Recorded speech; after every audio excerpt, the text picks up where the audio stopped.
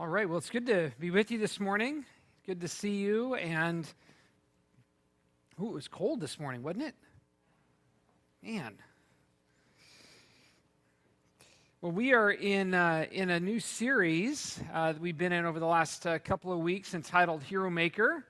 And it's a series that really has at the root of its focus the fact that followers of Jesus are called to be hero makers, to be people who are in the business of making other people heroes instead of looking to see that we are the hero in our own stories. So it's really a series that's focused on developing people around us to take the credit, to get emphasized, to be the ones that are served and provided and cared for, as opposed to a lot of times what our natural inclinations are in this world, and the world teaches us that, you are basically the center of your own universe. And you need to make decisions that will support yourself and will think about yourself first and what your needs and wants and desires and rights may be. And yet this series is it's as with most things that Jesus taught, it's counterintuitive, it's countercultural. Jesus teaches us that the way up is the way down. If you want to be first, you've got to be last. There's the idea of not seeking to get your own needs filled and looking to your own interests first, but looking to the needs and the interests of other people. And Jesus' life modeled this way of living. He didn't just teach about it, he actually modeled it. And so some of you may still have your little bracelet. I've been wearing it. I love this little red bracelet that we gave out a few weeks ago. And it's got the letters I-N-A-M in it. I-N-A-M, it's not about me. And it's just a great reminder, and I've mentioned before that it's been encouraging for me because there's been many times during the week that the bracelet has actually done its job, where I've been reminded of wearing the bracelet, and I've been reminded of my propensity to think about myself first, and then the bracelet reminds me, no, really, it's not about me. How can I look to serve and to care for others in this context instead of getting my own needs met first? And so that's really what a hero maker is. That's what a hero maker does. And so we are going to actually this morning look at the second practice of a hero maker, and that practice that we're going to look at is investing. So the title or the topic of the message this morning is investing like a hero maker. Now, when I use the word invest or investing, what's the first word or words that come to mind? Just be honest. Money. All right, good. It came right out, right? Like that's the first thing that's kind of word association with that word is money. We think about money. And because the word invest is so much more associated with money than investing in people, right? So that's the difference that we're looking at here. We equate investment with money as opposed to investment in people as a primary word association and practice in our lives.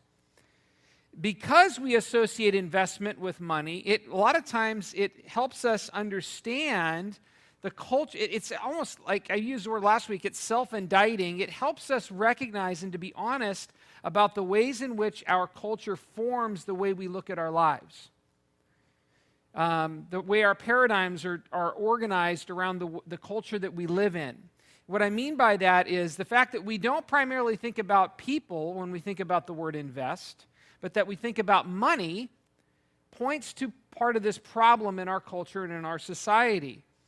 That we are thinking about what benefits us first as people, right? So after all, why do we invest our money?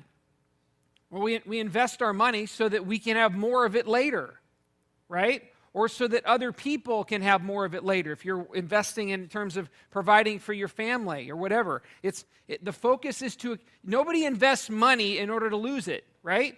People invest money to make more, to gain more as a result, and to be able to accumulate that gain, right? And so there's nothing wrong. I'm not saying there's anything wrong with investing money. But what I'm saying is that we tend to think about investment primarily in terms of financial resources as opposed to people. And we wonder a lot of times, why is it? What are some of the examples of the way that we tend to be self-absorbed? Well, a lot of it has to do with our money. The way we think primarily a lot of times about ourselves and what brings us comfort and what we want. as opposed to what might be beneficial for people around us. You see, in Jesus' mind, the word invest or the word investing would carry much more of a people context, or would be more of a people word for Jesus. Although he did talk about money, talk about the talents, and there's parables about that in the scriptures. But if we look at the life of Jesus, when we look at the word or think about the word investing, what we find is that Jesus sees investing as a people word. It's people focused. Listen to what Jesus says in Matthew 28, verses 18 to 20. Then Jesus came to them, this is to his disciples, and he said, "All authority in heaven and on earth has been given to me. Therefore go and make disciples of all nations, baptizing them in the name of the Father and of the Son and of the Holy Spirit, and teaching them to obey everything I have commanded you, and surely I am with you always to the very end of the age." Now, what is this passage, for those of you that know, what is the headliner for this passage in the Bible? What is it? The Great Commission, yeah. So this is the Great Commission in the Scriptures. It's an incredibly significant piece of Scripture. These are essentially the last words spoken by Jesus before he would physically depart and leave the physical manifestation of earth. And because they're spoken to his followers, they are intended to be understood, and this is really important. They are not just marching orders that were given to his 12 and say, this applies to you only. No, they are really marching orders for all followers of Jesus since that time. That's why this is such a significant teaching. It's from these verses that the church, our church, the church collective, again, just word definition here. When we talk about church, we're not talking about a building. We're talking about the people. Followers of Jesus is the true meaning of the word church. The ecclesia, the called out ones. Okay? So people. So when we look at the collection of people, the church who follow Jesus, they are given their mission and focus for what to do and how to live based on this commission. Notice again what Jesus tells his early followers to do. He says, go. Don't just stay and wait. Don't just expect that people come to you. But he's actually pretty intentional. This is a great word. He tells us to go. It's a hard word. It involves proactivity. It involves effort. It calls us to step outside of our comfort zone. But it's a very active initiating word on our part. He calls us to go. Then he says what? He says, make disciples. Don't make religious people. Don't make converts of Christianity. Don't make people who have a head knowledge about God and believe in God. No, go and make disciples. Implication, make other people like me. This is Jesus speaking.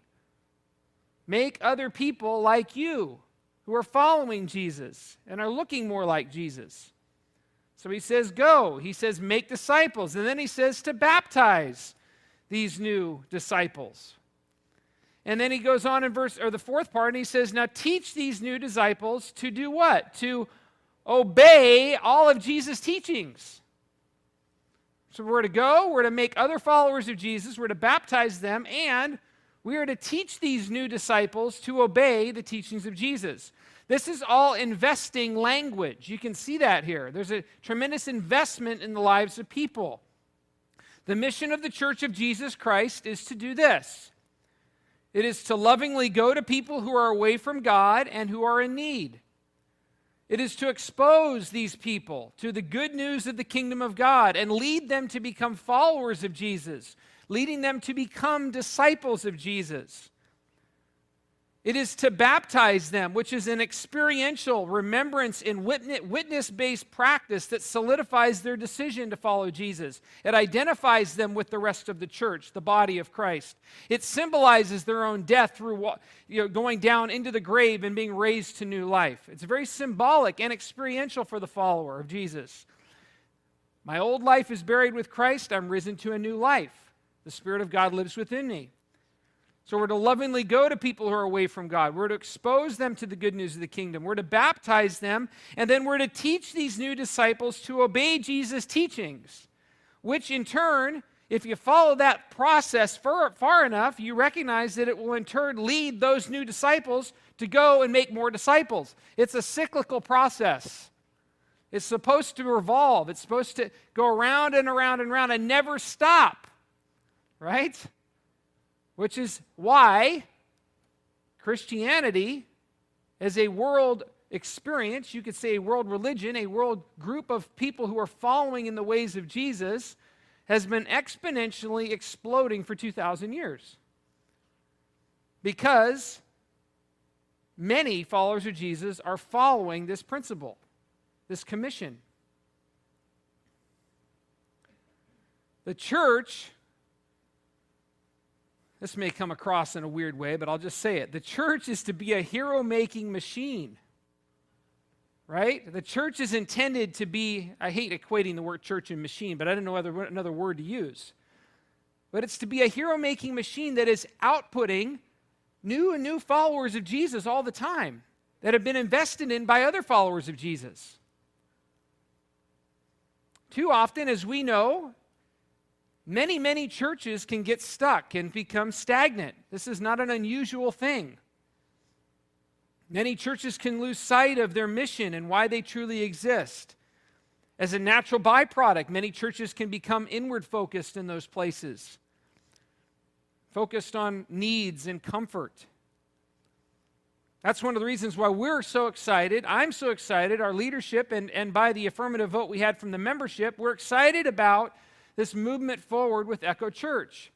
We get to partner, join, merge with, be a part of a church in the area who is engaged proactively in this process and is seeing people have their lives transformed. We want to be a part of that.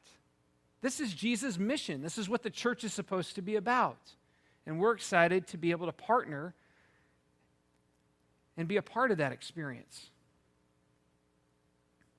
Let's jump into Mark chapter 3 and see how Jesus specifically invested in others. I mean, he commissions us in Matthew 28 to go and invest.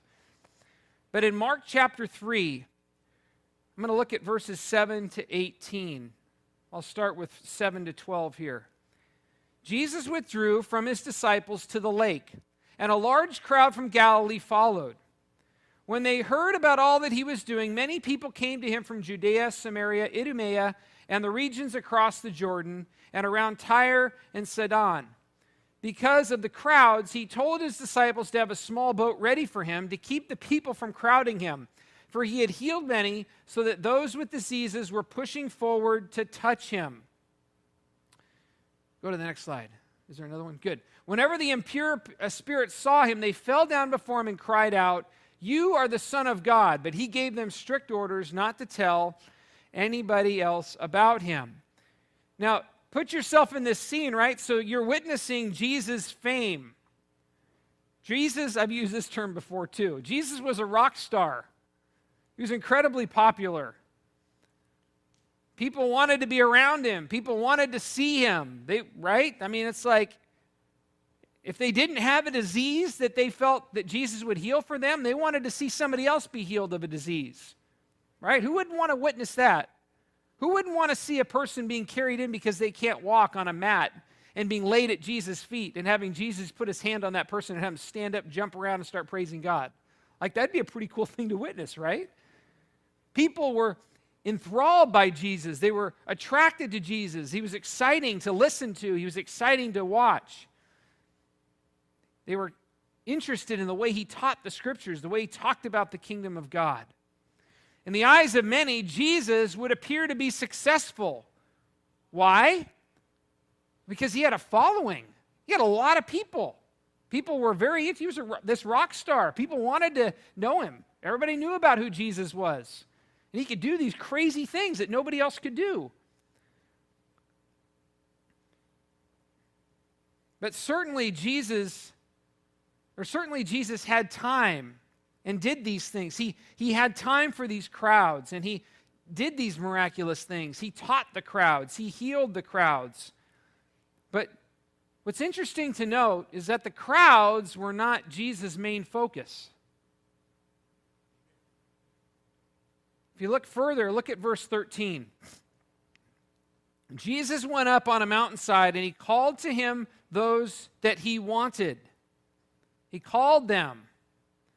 And they came and they joined him. And he appointed 12 that they might be with him and that he might send them out to preach and to have authority to drive out demons. Catch that. He appointed them to do what he was doing. Go on to the next slide. These are the 12 that he appointed: Simon, James, John. Go on to the next one. Andrew, Philip, Bartholomew, Matthew, Thomas, James, Thaddeus, Simon, and Judas Iscariot, the one who betrayed him. We don't know the names of all the crowds that Jesus spent time with, do we? We know some of the names because they're in some of the stories. But we definitely know the names of the 12 that Jesus invested in. He taught the crowds, but he invested in a few, 12 to be exact. It's interesting, isn't it? 12. These were 12 that he selected proactively, that he looked for, that he called out. He actually called them away from their occupations as tax collectors and fishermen. And he gave them the power and the authority to do the things that he was doing. Wouldn't that be cool? Could you imagine being one of the 12 that Jesus selected? It kind of gives me goosebumps. Being one of these 12, we'll say in this context, 12 men or women that were called out by Jesus to be his disciples. I have some good news for you, because this is where it gets fun. Jesus left. Jesus gave his Spirit. Jesus gave us himself. If you will, we all have our own personal Jesus to be with us. He is now investing in you and in me and has called us out to be his disciples, to do what he did, to do what he does. It is no longer relegated to the 12. He has exponentially multiplied himself into his church, his people. And here's the cool thing. He looks at you the exact same way as he looked at those 12. The same belief, the same investment, the same love, the same concern, the same calling. And Jesus calls us, as his followers, to carry on his message, to pass it on to other people. And so here's a question this morning that I'd like us to focus on. And it's this: how can we invest our lives into others as Jesus did? And the first point, you can see it on the screen, is to choose a few and invest deeply. Choose a few and invest deeply. This is what Jesus did. If we take just the gospel accounts, what we find is that Jesus spent approximately, if we look at the stories and the things that we see in the Gospels, about 75% of his time with the 12. 75% of his time with the 12. He saw the value of an intentional investment with the few. And so for us, we don't need to get overwhelmed with the whole world. Right? Sometimes that can just immobilize us. It's too big. But instead, we can find a few to invest in deeply and have greater fruit. You've heard the term a mile wide and an inch deep. You heard that term before? It's not the visual size that determines the success. It's the depth from which life can grow and develop. It's hard for much to grow. Look at this picture of the Lincoln Memorial, right? You ever been there? How many of you have been to the Lincoln Memorial in Washington, D.C.? Yeah. So if you haven't gone, take a trip and go see it, because that's not the Lincoln, that's the Washington Monument, but the Lincoln Memorial is where we're standing and looking forward. It's cool walking around that reflection pond, but what's really interesting is if you walk alongside of it, you see it's only about this deep. It's only about 6 to 12 inches, I don't know exactly, let's say a foot or less deep. It's hard for much to grow in that pond, other than maybe algae on the surface, right? There's no fish in it. It's much harder for things to grow in a shallow situation, shallow water. But real success is seen in its growth, right? You go to a small lake, I don't have a picture of this, but you go to a small lake that's really deep. What's under the surface there? Lots of life, right? We can't see. And so find a few and invest and build into those few, and we will see a much greater chance for fruit in our lives. This seems to be the practice of Jesus. If you remember, there's also a place in the scriptures where it seemed like there were more and more people that truly communicated that they wanted to follow Jesus. Some of the people from the crowds. And Jesus intentionally, just made sure that he kept his kind of inner circle pretty small. He actually sifted out those folks that communicated verbally that they were really excited to follow him. He probably knew their hearts. He basically said stuff like, if you're not willing to eat my flesh and drink my blood, you're not worthy to follow me. People are like, okay. And they left. Jesus intentionally whittled down those that he would intentionally develop and invest in deep ways, because he knew that he was looking to a smaller group to do that would then do the same to others and exponentially reproduce their lives, and so on and so forth. Notice I'm not saying that Jesus didn't love or care for people that weren't in his inner circle. He just invested himself deeply with a few over many.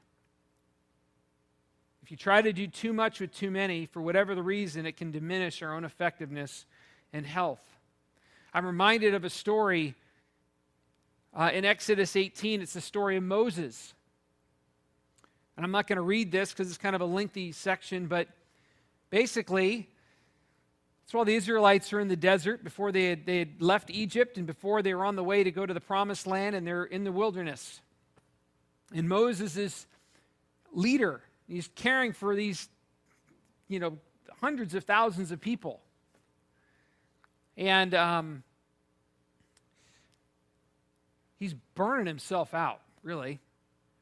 Sets up every day and he sits down, and all the people, they form this huge line. It's like a line at the holidays around whatever, store you like to go to.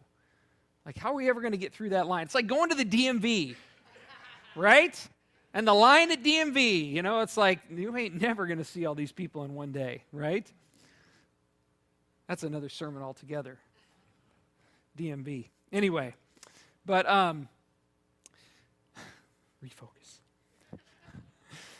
So there's hordes of people that want airtime with Moses, right? They've got a dispute. They've got a problem. And so he's sitting there from morning until night, burning the candle at both ends to try to meet the needs of all these people. And along comes his father-in-law, Jethro, and he says, Moses, you're crazy, man. What are you doing? This is ridiculous. You're going to kill yourself continuing to go at this pace. It's not a good use of your resource, your time. It's undermining the value of other leaders among you that could be carrying this load with you, and you're trying to do it all.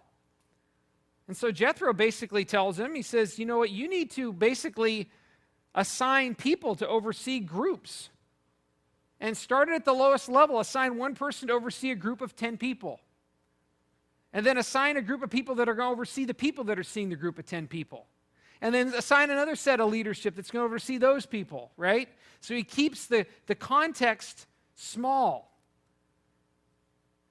Have your leaders invest in other people, accomplish those things, right? Release them to do the work of ministry. And then tell your leaders, only bring the most time-sensitive or the most important things to me for me to, if it warrants that, for me then to be involved in those areas. And as a result, there's positive fruit that comes from this. People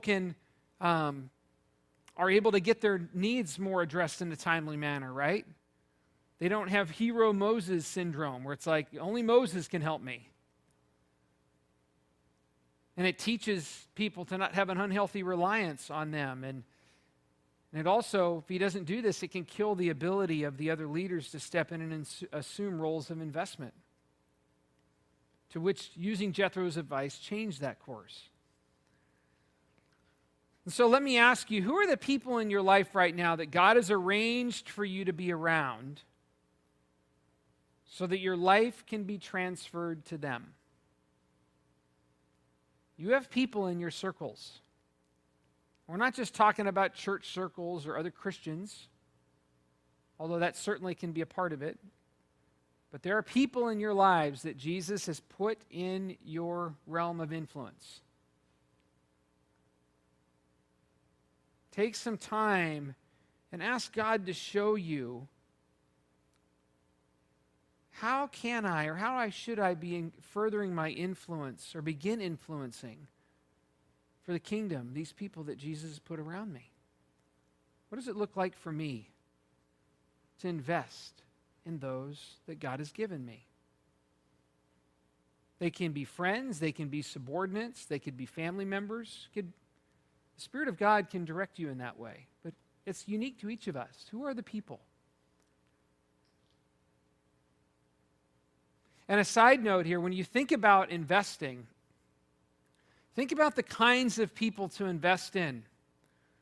There's healthy soil to invest in, and then there's unhealthy soil to invest in. Again, I'm not saying that unhealthy soil are people that don't deserve to be loved and cared for, because they do. But they may not be the people to be focusing your time of intentional investment at the same level. We want to think about finding people around us that God has put in our realm of influence that model a spirit of humility, right? That there's a sense of teachability, people that want to learn and be developed, people that are available, people that are willing, right? You can see the heart attitude. There's a sense of openness and desire. Sometimes we try to beat ourselves over the head because we try to develop too hard the people that don't want to be developed. We invest so much energy and time in those places, and we get discouraged, and we minimize our effectiveness. And so ask the Spirit to help show you who are the people in your realm of influence that you can invest in more deeply. And ask Him to give him your eyes to see who those people are through this lens of, are they humble and available and willing and teachable? And if you have some in your influence that are not any of those, use it as an opportunity to pray that God would instill His spirit of humility, teachability, availability, and willingness in them. So how can we invest our lives into others as Jesus did? Like Jesus did, we can choose a few and invest deeply. The second way we can do this is that we can model the way as we invest in others. We can model the way as you invest in others. And who are the people who have invested in you and have modeled the way of Jesus for you? Think about that. The person that stands out the most to me in my growing up years was my dad. That was a picture. This was a picture, back in September. Took a trip with my dad. That's one of my brothers, Daniel, in the middle. He insisted on wearing an A's hat to a Red Sox game. And then, obviously, our oldest son, Justin. And the four of us went to a Red Sox game late September in the fall. So that's my dad there. Obviously, we got him a nice little Red Sox blanket. Anyway, it was really cool because he grew up in New Bedford, Massachusetts, which is in southern Mass, and had never been to a Red Sox game at Fenway. And although he loved the Red Sox, and so we had an opportunity this fall to take him out there, which was great.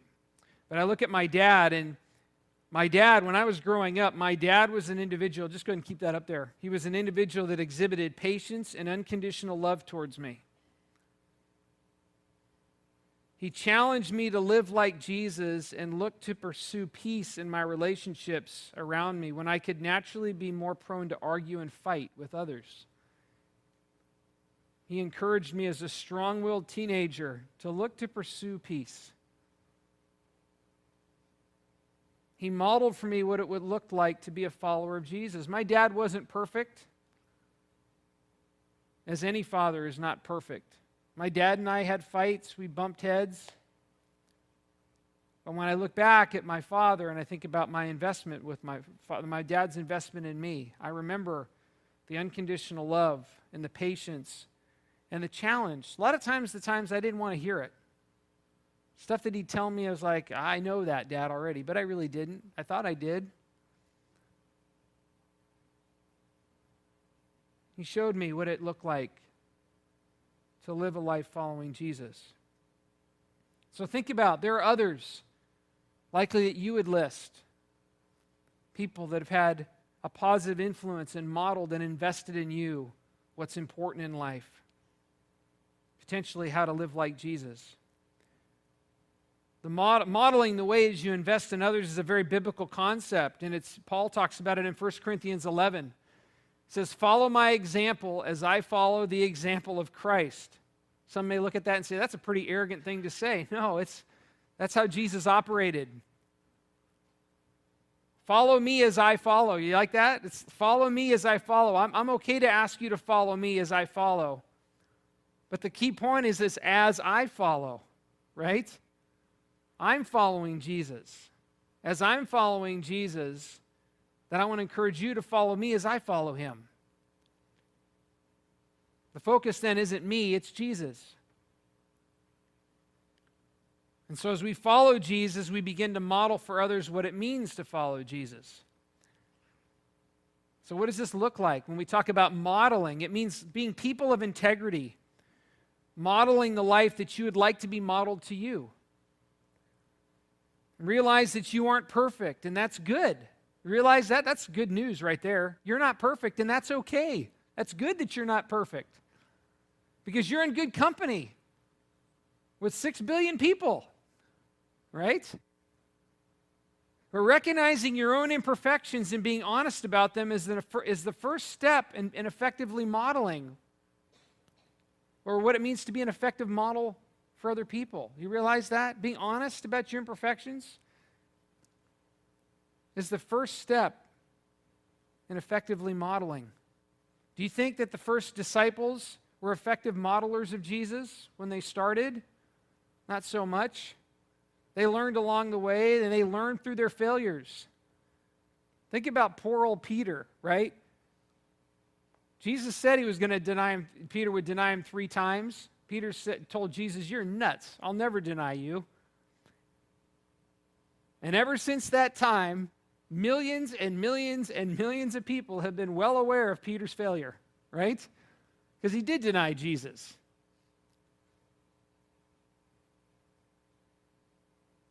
But that process of denial, that process of failure, was one of the greatest things that Peter needed to grow in his own relationship with Jesus and to effectively model what it means to follow Jesus. Utilizing his own failures. How you handle your failure is many times the most effective way to positively model the life of Jesus to other people. How you handle failure is many times the most positive model that you have to model the value or the life of Jesus to other people. Paul tells us in Philippians 1:6 that it's he, Jesus, that he's the one who began a good work in you, and he will carry it on to completion. He began the good work, and he will carry it on to completion. That's the value in the investment, there's that word again, of the Spirit of God in us. It's his work. He began it. He will complete it. He will fulfill it. And so model for others what it looks like. Here's a good way to look at it, maybe freeing. model for others what it looks like to follow Jesus as you are in process. Right? Not perfect, in process. This is where I am. Because I guarantee you, there's always someone else who's a little further down the road than you are, and there's a whole lot of people that are not down the road as far as you are. You fit right in a good niche for exactly who you are and where you need to be. It's not God's work, or it is God's work, it's not ours. He's going to fulfill it and complete it. So how can we invest our lives into others as Jesus did? We can choose a few and invest deeply. We can model the way as we invest in others. And then the third area is that we give instruction and guidance. In the first two areas, they refer to this idea of noticing the circle of influence that God has put around us and asking God to help us model for those people around us what it means to follow him. The third area is more proactive. It's about teaching and guiding the ones that you invest in. I want you to take a look with me at Mark chapter 4, verses 35 to 41. That day when evening came, Jesus said to his disciples, "Hey, let's go over to the other side of the lake." And so he left the crowd behind, and they took him along just as he was in the boat. There were also other boats with him, and a furious squall came up, and the waves broke over the boat, so that it was nearly swamped. Jesus was in the stern, and he was sleeping on a cushion. And the disciples woke him, and they said, "Dude, teacher, don't you care if we drown?" And he got up, and he rebuked the wind, and he said to the waves, "Be quiet and be still." And then they, of course, the wind and the waves obeyed him, because why wouldn't they, right? And everything was completely calm. And he said to his disciples, "Why are you so afraid? Do you still have no faith?" They were terrified and asked each other, "Who is this guy?" The natural elements even obey him. The wind and the waves obey his word. Jesus intentionally invested in his 12 disciples by teaching them through a harrowing experience. Let me just share something with you. This is my own interpretation of this, so take it with a grain of salt. I think Jesus knew what he was doing here. I think Jesus knew what he was asking them to do in getting in the boat and crossing the lake. I think Jesus knew that he was going to take a nap. I wonder if Jesus really was sleeping, or if he was just kind of like, this is a part of the plan. I'm going to make believe I'm sleeping. I don't know. But let me tell you this, the disciples were in for a faith drill. I think Jesus knew what he was doing here. Jesus teaches his followers some valuable insights about the life of faith, right? And if we know anything about the life of faith, it was central to the teachings of Jesus. And so he teaches them here both in experience and in his words, through an experience and his words. And as a follower of Jesus, we first should be receiving instruction and guidance from Jesus. Like, that's important. We are learning. We are being taught by Jesus. We're sitting with the scriptures. We're asking the Spirit to open our eyes to see what he wants us to see. We're learning. We're accepting Jesus as our teacher, as the one who has the words of life for us. And we're receiving that teaching. And as we receive that in humility, that's a key word, as we receive the teachings of Jesus in humility, we can give instruction and guidance to others as it seems fit. I said in humility because we've all had those people that like to give us their thoughts on the instruction and guidance of Jesus for our lives that we weren't asking for, right? I'm not necessarily referring to that here. In humility, as we're being taught by Jesus, we will find, I cannot even begin to tell you how many times, the work that Jesus is teaching and doing in me, I find myself exposed to other people around me that are in similar situations, and I'm able to communicate things about my own experience, having navigated that through that, maybe even just a week or two prior. Passing it along as it seems appropriate. Not forcing it, but as it seems appropriate. And so how might God be calling you to teach and give instruction to others that you're investing in? Again, these are things that disciples do. They take what they're learning from Jesus and they share it, they teach it to others. And so how can we invest our lives into others as Jesus did? We can choose to a few and invest deeply. We can model the way as we invest in others. We can give guidance and instruction. And finally, we can believe in people. We can believe in people. What do I mean by this? Mark chapter 3, verse 14, going back, this is what we looked at earlier. He appointed the 12 that they might be with him and that he might send them out to preach and to drive out demons. Jesus believed in his disciples. He believed in them so much that he released them after spending time with them so that they could carry on his teaching and have authority over the enemy in the same ways that Jesus did. That's crazy. But he believed in those that he was investing in. He believed that they could do what he was doing. Not because in and of themselves they were anything special or some superhuman person like Jesus was, but because Jesus was with them. Look with me at Acts chapter 1, verse 8. Jesus says to the early church, you will receive power when the Holy Spirit comes on you, and you will be my witnesses. Receiving power is so conditional to being a witness, right? It's the Spirit of God that enables us to be his witnesses.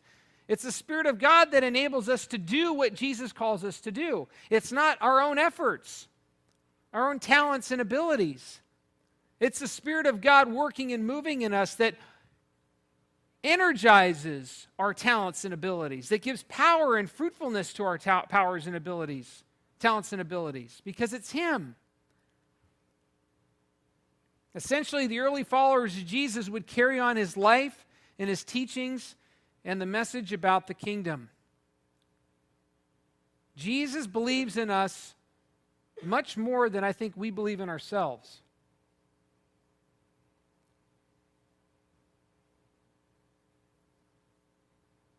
And so we too need to believe in others. We need to risk and give people chances. We need to communicate our faith in them as well as the Spirit dwells in them. This isn't just kind of a self-help message where it's like believe in yourself enough to accomplish great things. You have the ability because the Spirit of God lives in you. The same Spirit that rose Jesus from the dead. And so therefore Jesus can say, I believe you can do this. Think about that story of Peter in the boat, right? You know the story? Where Peter sees Jesus walking to him, walking on water in the middle of the storm, right? Crazy. They think he's a ghost. That's crazy. Put yourself in that scene, right? There's this dude walking across the middle of this water in the storm. Peter recognizes it's Jesus, and what does he do? He says, hey, Jesus, ask me to come out to you. And Jesus says, come. And Peter steps out of the boat, and he actually starts walking on water. Crazy, isn't it? He actually walks. He defies the natural human elements. It's not a stunt. There wasn't like a little piece of plywood under the lake. He actually walked on water to Jesus. And notice the scriptures teach us that when he noticed what he was doing, he is outside the boat and he sees the wind and the waves around him and the storm, and he's like, this is crazy. I shouldn't be doing this. What happens? He starts to sink.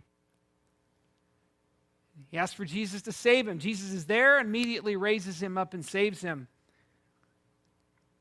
And Jesus says, hey, you have little faith, Peter. Why did you doubt? Many times we don't understand what this verse is really about. Like, what's Peter doubting? Is he doubting that Jesus is going to save him? I don't think that's what he's talking about here. As a true disciple, Peter would have believed, that's why he asked Jesus to tell him to come, because as a true disciple, he believed that he could actually do what he saw his rabbi doing.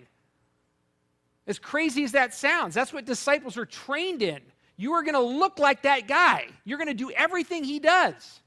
So he sees him walking on water and he says, okay, I want to do that too. Like, that's pretty cool to put on my resume. I walked on water with Jesus once, right? So I want to do that. And so he says, Jesus, ask me to come out to you. I want to do what you're doing. But he loses the attention. He focuses on all the reasons why he shouldn't be doing what he's doing, and he sinks because he's lost faith in his ability to do what a disciple does, and that is to do exactly what he sees Jesus doing. Jesus believes in Peter.